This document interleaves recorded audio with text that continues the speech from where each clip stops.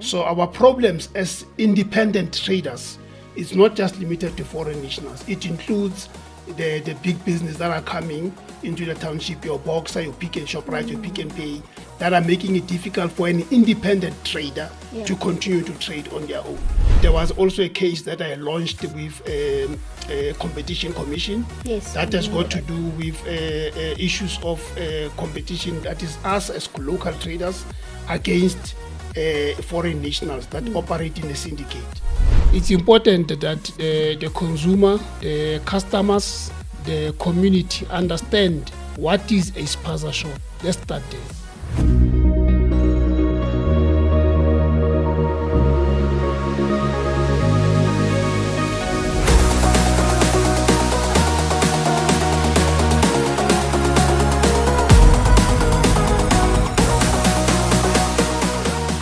Good morning, my name is Andiswa Promise Kamane. So today we just want to introduce Black Business Unity, what it stands for, how it was founded, and get to know more about the founder who is here, Mr. Mike Moloi. Good morning, sir, how are you? Morning, my sister, Warrior Andiswa. I'm good, and you? I'm fine, I'm fantastic. Yes, we give thanks, we are here and we are up. Yes. So, the name is Mike Moloi. Nkhulele Pimville, born from the Free State. Spent a lot of time in the Free State, but came back to Joburg 13 years ago. As maso to Khulile fund to be a lekaya. Yeah, one of the reasons that brought me back is my business got shut down. I was running a few stores in the Free State, and the competition that was, I call it illegal economy, made it for me to be difficult to continue to operate. So I came to Joburg. But we are here about Black Business Unit, you know, even though everything that we do is linked to business, you know, if you are a trader, you are also linked to organized business as well. Now, why did we form Black Business Unity? It was born out of pain. When we lost the kids, I think it was 2024. Yeah, about 3 years. 3 Yeah, years ago. yeah. So when we, that was a calling for us to say that we need to do something about this situation. We can't allow ourselves to be fed by other nations. Yes. So we decided to say, let's see what we can do. We then called other organizations to come on board and under the movement called the Black Business Unit. And the journey has been very tough, I must say, because people are interested in their own selfish agendas. It becomes very difficult to convince them to think otherwise. So that's how we started, you know. Remember 5 years ago we did Gas Economic Warrior, an online stock fail, and now we're still around, you know. It's slow, but we haven't given up on the vision because somebody needs to fix the problems. What exactly that did you experience, you know, around that time? So remember one of the things that we started trying to solve was the lack of business in the township space, and trying to compete with illegal economy. And we did explain that there's three types of economy. There is illegal economy, there is informal economy, and there's formal economy. And now you can't compete with illegal economy because they don't follow any rules. So it was very difficult, but we continue to fight. So how it started, like you saying 25 years ago, I was a member of NAFCOC. We, through NAFCOC, joined something that was called ACHIP. And through ACHIP, we established the stock fair. Same thing that we are doing now at national level, but that one was at a local level. We organized shop owners, brought them together, and it took us plus or minus a year to raise 20,000. But finally, we did raise the 20,000, and we got support from government. SAMAF, that was the only experience that was good with government. They gave us, I think, 100,000 to set up an office and to operate and all of that. So we moved from 20,000 to a loan book of 2 million in 1.5 years. So that was one of the highlights of my career in terms of community mobilization, and we did very well. We were giving out credit. We had staff. We had a CEO. We had field workers that will go out and look at your shop, ask you questions to check whether you're doing the things right. You're counting your stock. You're entering your stock properly, and you're rotating your stock. You know, and the customers happy with the service. They will even go to neighbors and ask them, how's the service in the shop, and then we'll meet every week to discuss your shop, for example, to say, people went to your shop, they complained that the shop was dirty, the neighbors were not happy with the service that you are giving them, and all of that. So that was the beginning of me becoming an activist. But the journey has been hard because a lot of things that we need to achieve need support from government. You can go internationally, every cooperative or movement that has been very successful, that includes communities, has always been with support from government. So we've been struggling with that for the past few years. We've been carrying everything on our shoulders.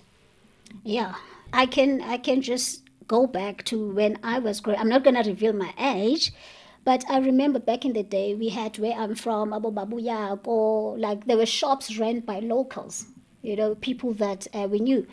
So right now, as I speak, I don't think those shops are still operating, even back in the Eastern Cape, So probably most of the business owners in our townships went through what you went through. And some even died without even, their shops closed and so forth. Yes. So what I found out about Black Business Unity, this movement is not just about bringing people together, it's also about saying, let's take action. Yes. Let's do something in the townships. So in regards to that, this Gasi economic warriors, Yes. right? Can you just explain more on the strategy of Gasi economic warriors, not literally the plans it has for Amagasi, but the strategy when it comes to claiming back our power in terms of the economy in our communities?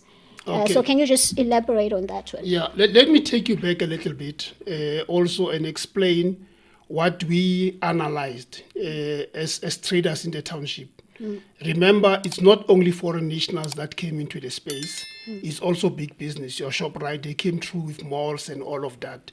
And that happened during the time where NAVCOG was in charge of the townships. It was easy for NAVCOG to respond to those things, but they didn't. So we want to make sure that as entrepreneurs, we are able to tell the truth of what happened in the past. Some of the shops, when the foreigners came, they were already closed because ShopRite moved into the township. Okay. So our problems as independent traders, it's not just limited to foreign nationals. It includes the big business that are coming into the township, your Boxer, your Pick and ShopRite, your Pick and Pay, that are making it difficult for an independent trader to continue to trade on their own. So I did tell you, because you are part of the family, that there was also a case that I launched with Competition Commission that has got to do with issues of competition, that is us as local traders against foreign nationals that operate in a syndicate. But what was interesting with that was the Competition Commission itself was busy with investigating the impact of big business on the local traders. Okay. And they found them to be guilty of not supporting the local traders, operating as a syndicate and all of that.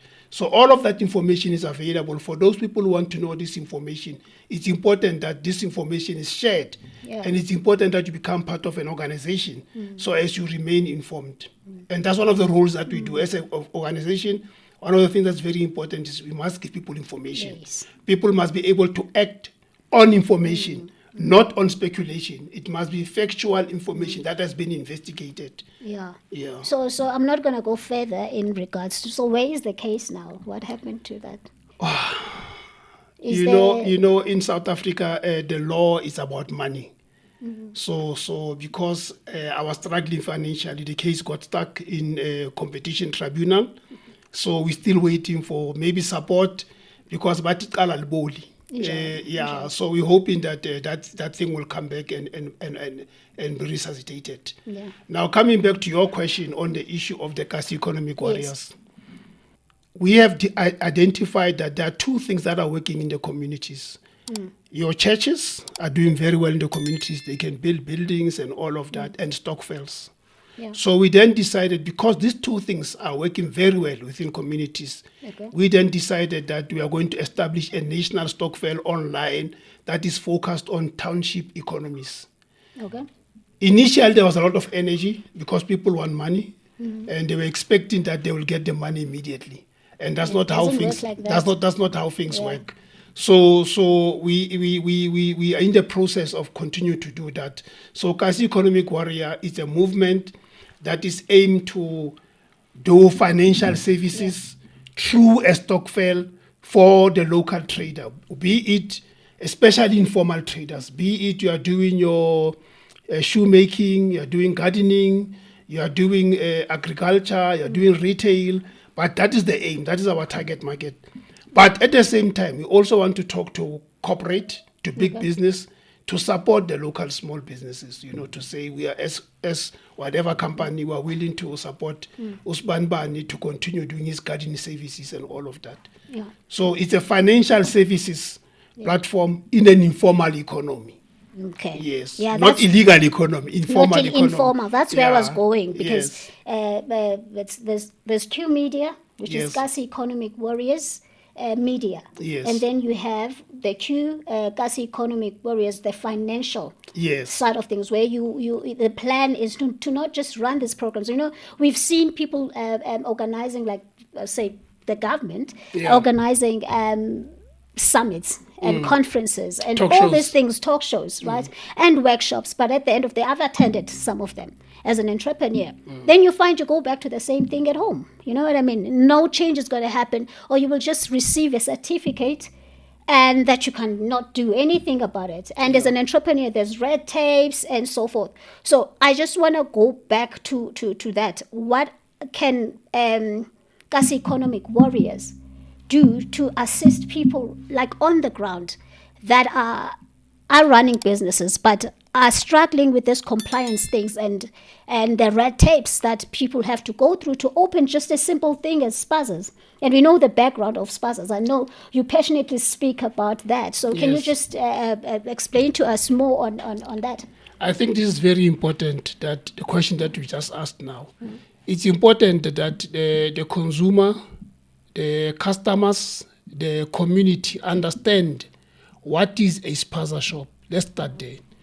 A spaza shop is an informal entity that is meant for locals to survive.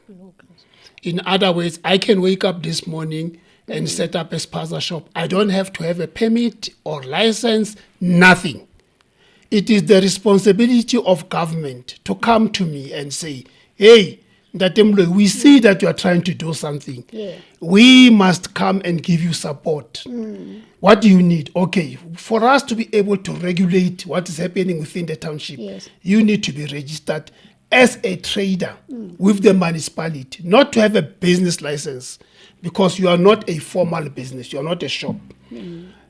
It's a survival mechanism. And a survival mechanism, in 3 months' time, you can decide that you want to do something else. Now you've invested 15, 20,000 with these other things that the government is asking us to do, which is not fair. It's a very much unfair proposition that the government is making for us to do. So we strongly are against the red tape that the government is doing. A spaza shop, 5 to 10,000 to 50,000 credit. That is, you don't have to go and qualify for that credit. All you have to do, in fact, the idea of the Department of Small Business was, Small Businesses Department was created to support informal and formal traders. And how do you support informal traders?